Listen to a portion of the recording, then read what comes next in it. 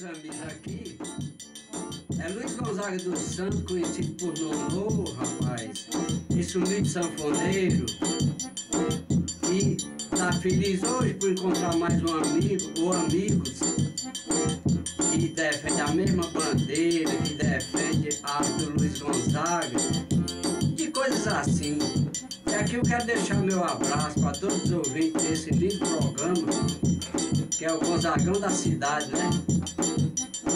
Que Deus abençoe meu amigo Pedro Sampaio e a todos os ouvintes pra gente seguir junto nessa coisa boinha, né?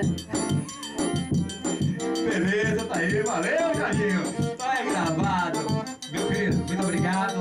Esteja à vontade aí pra despedida. E a gente continua aqui mais Cristiano.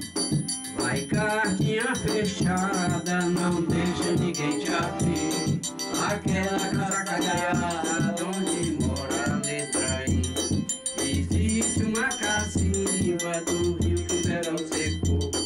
Meus olhos chorou tanto amado que hoje sem água responde a dor. Vai diz com amor, fumando no meu coração, tal e qual a fogueira das noites de São João. Eu sofro por viver sem ela, tão longe dela, só sei reclamar. Eu vi um passarinho que longe do ninho só fez se voltar.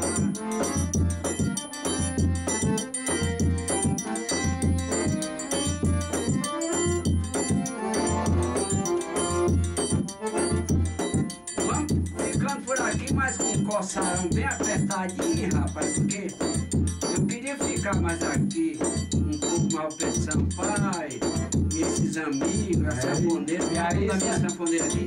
E aí saiu o trianguleiro ali, entra um vendedor de chegadinha. Eu vi aqui logo a pancada no Vamos ficando por aqui, porque nós temos que ir para Xeramuzinho, mas qualquer hora eu venho visitar esses grandes amigos aqui. Vocês. Obrigado, Nandãozinho. Um abraço, querido. Aê!